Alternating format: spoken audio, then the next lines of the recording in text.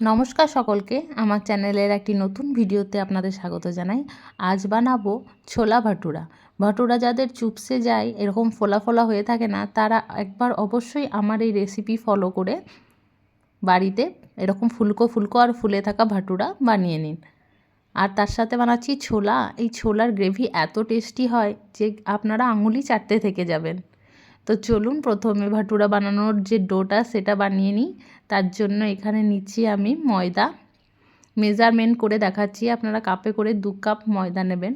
তার মধ্যে দেব 1/4 কাপ সুজি। মেজারমেন্টটা অবশ্যই ধ্যান রাখবেন, যে কোনো কিছু রান্নার ক্ষেত্রে মেজারমেন্টটা সবসময় ধ্যান রাখবেন, তাহলে আপনাদের একদম পারফেক্ট তৈরি হবে সব কিছুই। এবার দিয়ে দিলাম স্বাদ অনুসারে লবণ, আর দিলাম অল্প পরিমাণ চিনি। একটু মিষ্টতা ভাবটা থাকলে খুব টেস্টি লাগে। আর দিলাম 1/4 কাপ টক দই, আর 1/2 টিস্পুন বেকিং পাউডার, আর 1/2 টিস্পুন বেকিং সোডা। এবার সব কিছুকে হাতে করে ভালো করে মিক্স করে নেব। এবার অল্প অল্প করে জল দিয়ে একটা সফট ডো বানিয়ে নেব। খুব কড়াকো না, খুব নরমও না, একদম সফট হবে। হাতের ওভাবে যখন চিপকে চিপকে যাবে তখন অল্প অল্প করে তেল দেব, আর কিছুক্ষণ আবার ভালো করে মেখে নেব। এই অল্প অল্প করে তেল দিতে হবে, আর একদম চিকনা করে নিতে হবে, যাতে হাতে আর না চিপকোয়, না যে পাত্রের মধ্যে আমরা মাখাচ্ছি সেই পাত্রের মধ্যেও যেন না চিপকোয়। দিয়ে ঢাকা দিয়ে কিছুক্ষণ রেস্টে রেখে দেবো। এই 30 মিনিট মতো রেস্টে রাখলেই হবে।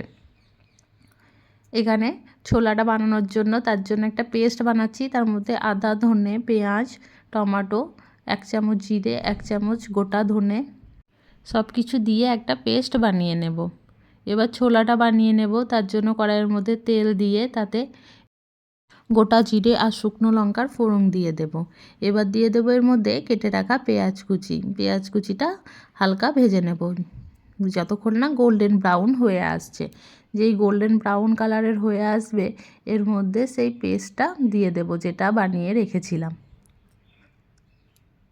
কিছুক্ষণ ভালো করে ভাজা ভাজা করে নেব। এবার এর মধ্যে দিয়ে দিচ্ছি মশলাগুলো। মশলার মধ্যে দিচ্ছি হলুদ গুঁড়ো, শুকনো লঙ্কা গুঁড়ো, এখানে আমি কাশ্মীরি লাল মির্চটা ব্যবহার করছি, আর দিলাম ছোলা মশলা। এদিকে আমি ছোলার আলু সেদ্ধ করে রেখেছিলাম।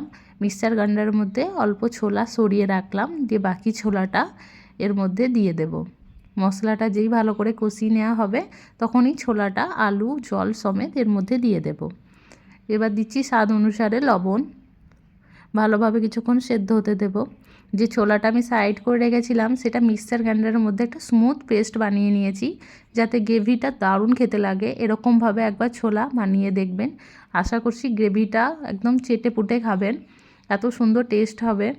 ওপর থেকে শেষে ধনে পাতা কুচি আর গরম মশলা দিলেই আমাদের ছোলা একদম রেডি।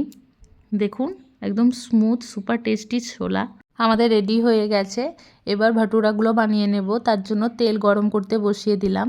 এবার দেখুন ভাটুরার ময়দাটা কত সুন্দর, একদম স্মুথ আর একদম চিকনা হয়ে আছে, হাতে একদম চিপকে যাচ্ছে না, নন স্টিকি যাকে বলে একদম। দেখুন, এবার এরকমভাবেই আপনারা অবশ্যই এই ডোটা বানিয়ে নেবেন। তারপর এখান থেকে অল্প করে লেচি কেটে নিয়ে হাতে করেই ফেলিয়ে নেব প্রথমে, তারপর বেলন দিয়ে ভালো করে বড় বড় করে বেলে নেব। ভাটুরা একটু বড় বড় সাইজের হয়, আমার কড়াইটা তো একটু ছোট সাইজের, সেই জন্য আমি একটু মিডিয়াম সাইজ করেই বেলেছি। তারপর গরম তেলের মধ্যে দিয়ে দেব। এখানে তেলটা কিন্তু খুব গরম থাকতে হবে, তাছাড়া কিন্তু ভাটুরাগুলো মোটা মোটা হয়ে ফুলবে না। তেলটা একদম খুব গরম রাখবেন। তারপর উল্টে পাল্টে এরকমভাবে ভেজে নেবেন। ভাটুরাগুলো এত সফট হবে আর একদম ক্রাঞ্চি হবে, বাইরে থেকে ভিতর থেকে একদম জালিদার হবে।